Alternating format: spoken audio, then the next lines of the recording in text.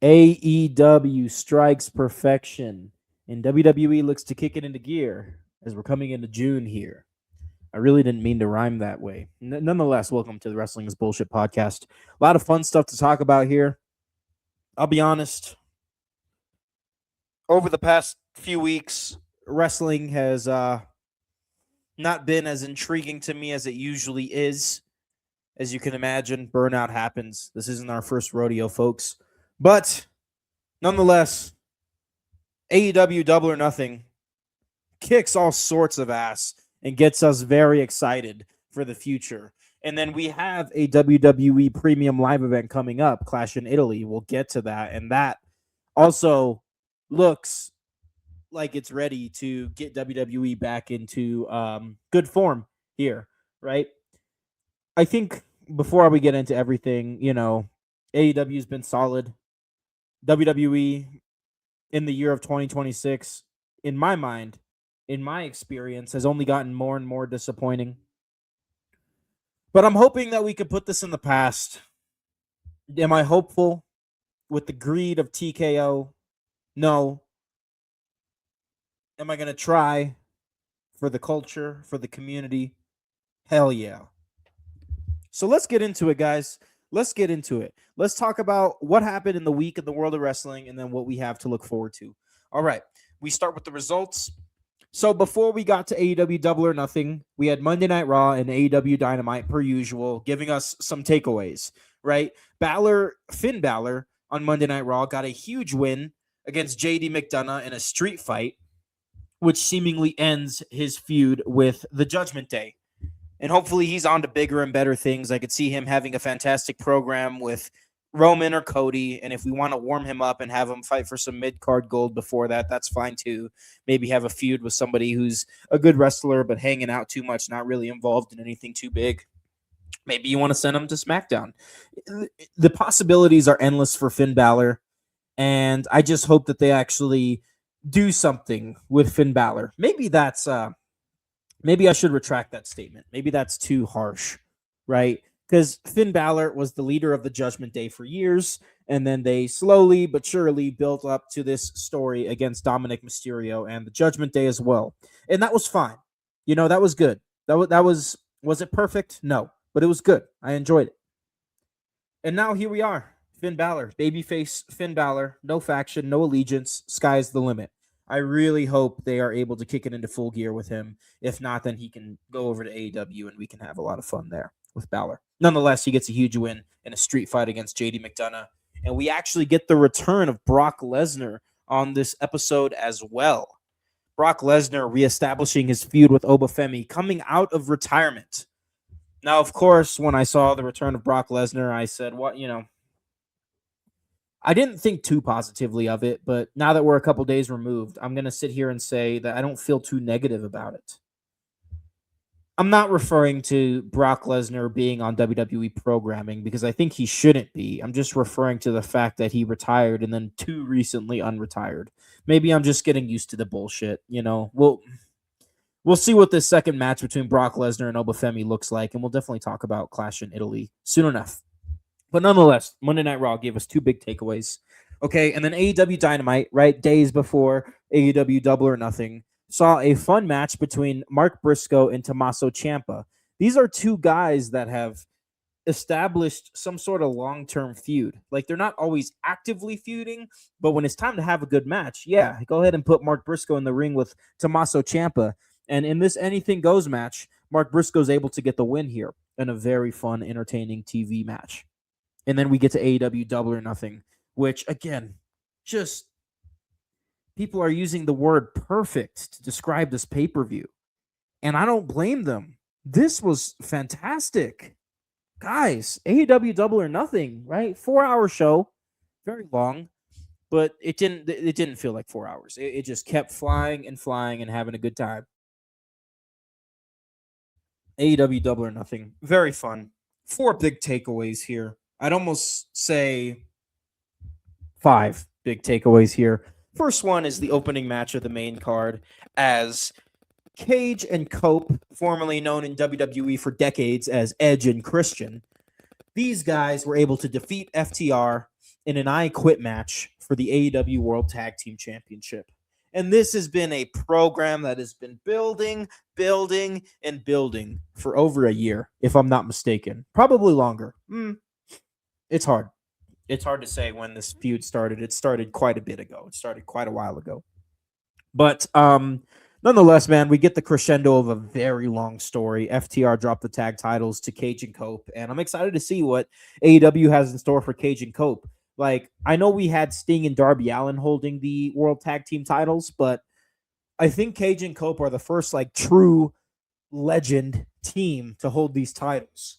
And it'll be interesting to see how AEW wants to book that, right? Because obviously AEW does not do things the way WWE does. AEW likes active champions, mainly because I clamor for active champions on this show and have been doing so for years. And AEW must hear me because they are taking the feedback that I have for them, whether it's from me and they hear it or whether it's just the right thing to do and they know it. They are improving in ways that I ask for them to improve.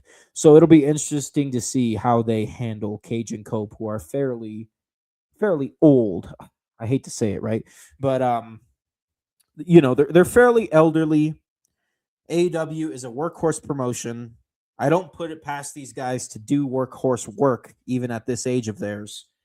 But I also understand if they want to take a more promo-based approach while at least defending their titles once or twice a month, similar to how FTR had their AEW World Tag Team Championship reign. So we'll see. We'll see what Cage and Cope have in store for us as the AEW World Tag Team Champions, right? The main event of Double or Nothing saw MJF regain the AEW World Championship against Darby Allin. That was a banger of a match. New York is lucky and blessed to get that main event. I remember moments before the main event begun, I was thinking to myself, thinking out loud, saying, dude, this might be AEW's best main event ever when it's all said and done. MJF versus Darby Allin. It's hard to say, fellas. It's hard to say because AEW is that damn good with their main events. All right. They don't leave anything on the table when it comes to asking you to spend money for a pay-per-view. So, yeah, was it the best AEW main event, MJF versus Darby Allin? Oh, man. It's hard to say. There's been so many good ones. I do think Hangman and Mox All In 2025 was great. I do think there have been other technical clinics that, man, it's just hard to say, but nonetheless, we can definitely confirm that this match was a banger, and it was a great ending to what people are calling a perfect pay-per-view show put on by AEW. We also got the Jet Kevin Knight turning heel against Darby Allin to close out the show, which was very interesting. AEW loves to do this where we get last-minute heel turns out of nowhere. I'm getting used to it a little bit more. Sometimes I don't love it. I like to let the moment breathe a little bit. Other times, it's a nice surprise, and it just makes you want to watch Dynamite that much more. So, yeah, Kevin Knight has turned heel on Darby Allin to close out AEW Double or Nothing, and Konosuke Takeshita was also able to defeat Kazuchika Okada in what is a match that was highly built up to. What's weird is Double or Nothing had an insane amount of payoffs. Last year, we saw Double or Nothing kind of serve up storylines that were to be paid off at All In. Now we're seeing Double or Nothing close a lot of stories that have been going and building since last calendar year, since 2025, right? Cage and Cope versus FTR, and then, of course, they've been building Okada versus Takeshita for months on end. So we finally get a closing. We get Konosuke Takeshita defeating Kazuchika Okada, and after that happens, the Don Callis family turned on Konosuke Takeshita, siding with Kazuchika Okada. So it looks like we're getting babyface Takeshita taking out the Don Callis family. That should be a fantastic story that I'm sure they've been waiting to unleash. And now the cat's out of the bag. So I'm excited to see what Dynamite and Collisions look like for the Don Callis family and Konosuke Takeshita. I'm excited to see what the future holds.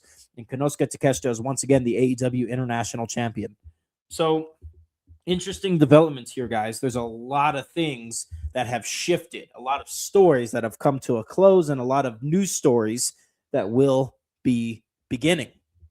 We, of course, had the Stadium Stampede as well. Team Jericho was able to defeat Team Ricochet in what was, fantastic. They've done quite a few stadium stampedes at this point, so they know how to do it and they know how to have fun.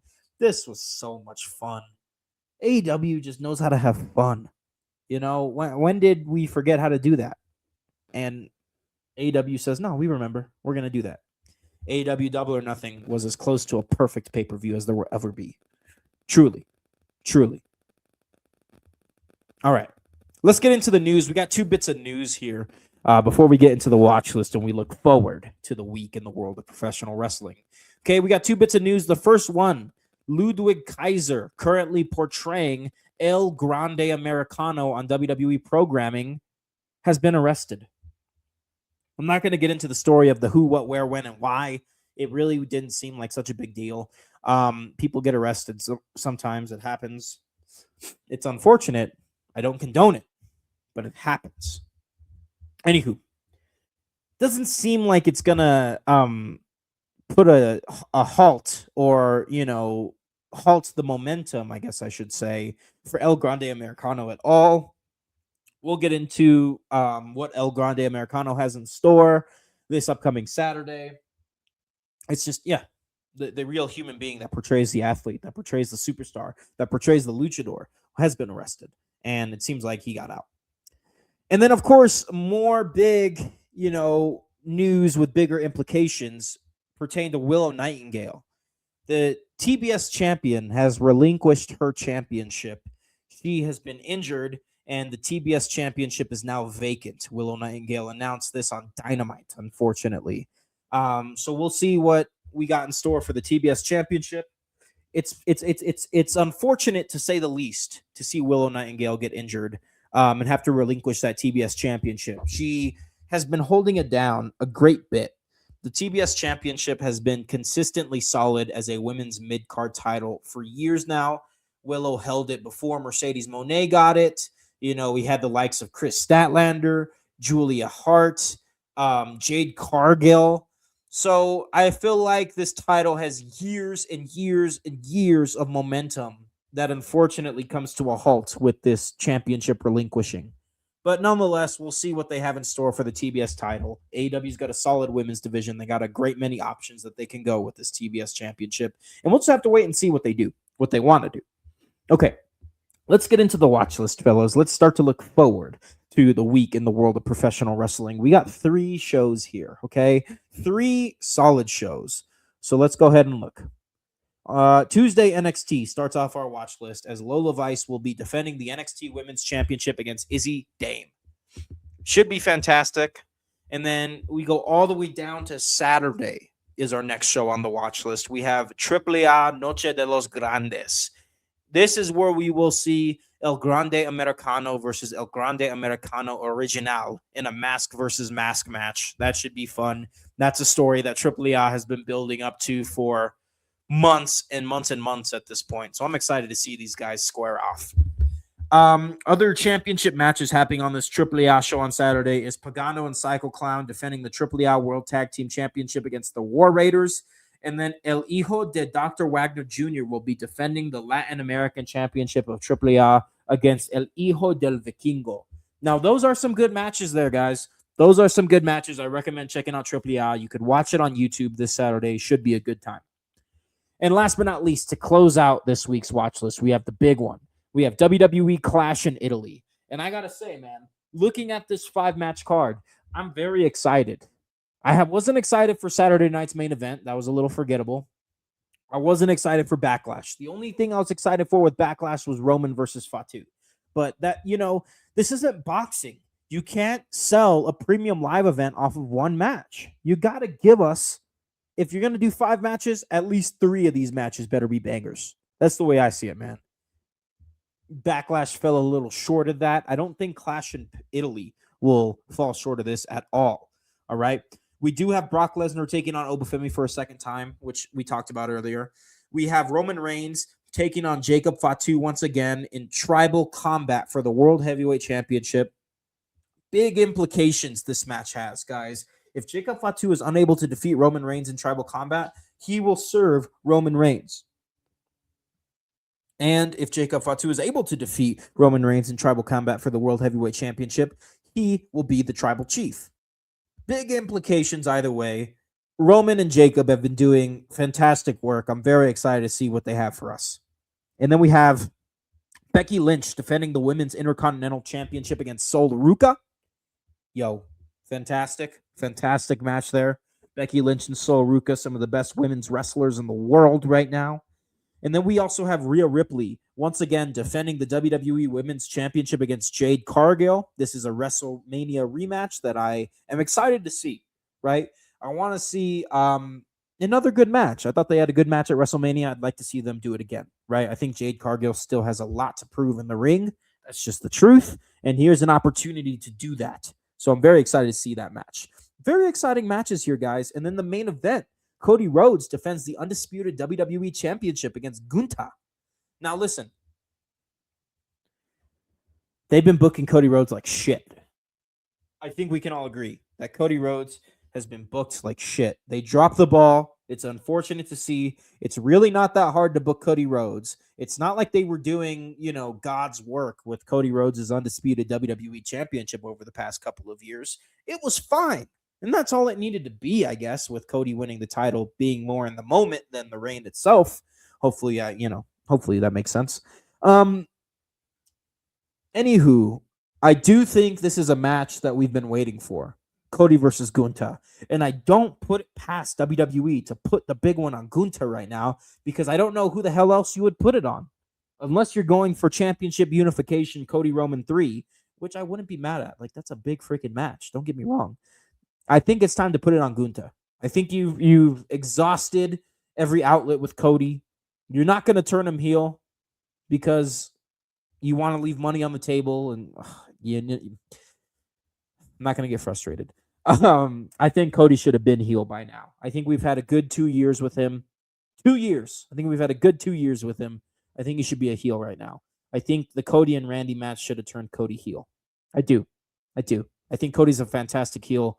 I think they're waiting way too long to give us heel Cody. I think the element of the heel turn is the element of surprise. And that's how you make people excited to watch your show. When you want to milk every second of babyface Cody, there's no element of surprise when he turns heel.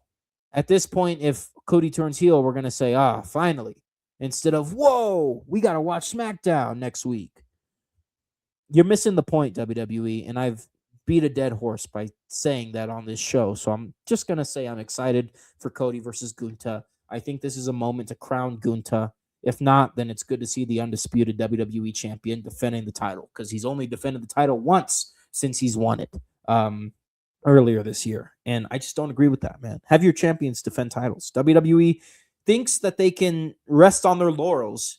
They put out a good product for 2 years and now they think that their shit don't stink and they can do whatever they want. And I just don't think that's okay. I think you got to keep fans intrigued. Pro wrestling is a unique thing. It's unlike anything else. You can't rest on your laurels the way WWE is doing so right now. Passive champions, passive storytelling, passive matches. It's all passive. And yeah. Anywho, I'm excited for Clash in Italy. This seems like a big card. This seems like the first big card of WWE's since WrestleMania. We all know WrestleMania had its ups and downs.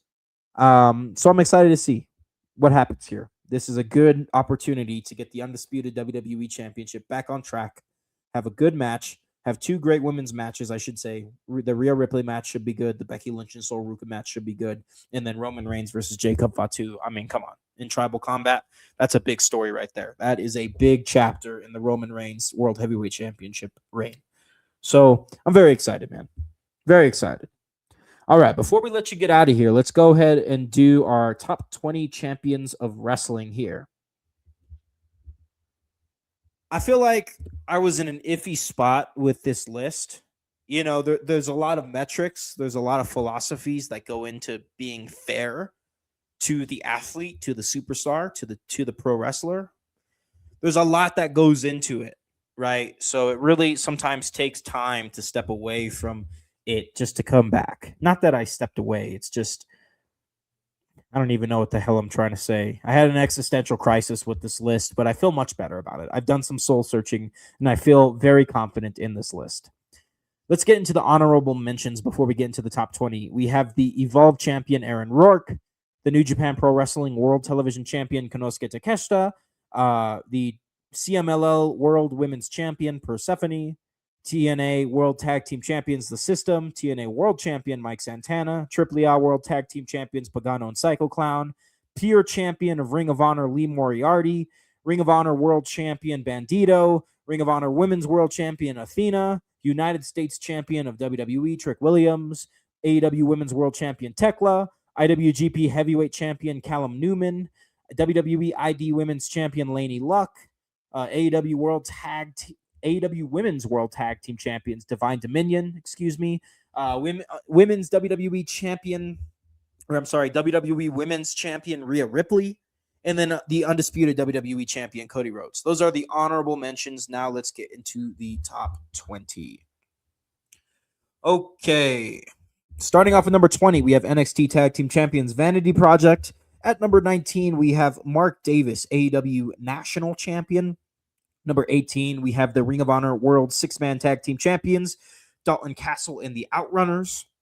Number 17, we have the Women's Pure Champion of Ring of Honor, Deonna Purrazzo. Number 16, we have the Women's Tag Team Champions of WWE, Paige and Brie Bella. Number 15, we have the Ring of Honor World Television Champion, AR Fox. Number 14, we have the Women's United States Champion, Tiffany Stratton. Number 13, we have the TNA International Champion, Mustafa Ali. Number 12, we have the Women's Intercontinental Champion, Becky Lynch. And number 11, we have the NXT Women's Champion, Lola Vice, who's been fantastic. All right. And then we get into the top 10 here. Number 10, surprisingly, who have been having an interestingly solid tag team title reign, the WWE Tag Team Champions, Wepa Up, Damian Priest and R-Truth. I hate that name, though, I got to tell you. Number 9, we have Red Velvet, Ring of Honor Women's World Television Champion. Number 8, we have the Conglomeration, AEW World Trios Champions. Number 7, we have the Continental Champion of AEW, Jon Moxley. He's been fantastic as usual. Number 6, we have Miles Bourne, the North American Champion of NXT, who's been excellent as well. Getting into the top 5. This might surprise you at number 5, but at number 5, we have Tatum Paxley, the Women's North American Champion. She has been excellent.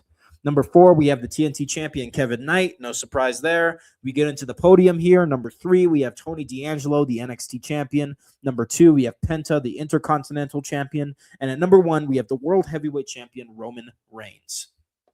I know I give WWE a lot of shit for their creative stuff, but I will say what's working right now is working. Roman Reigns is working. Penta is working. And then I think NXT has been solid.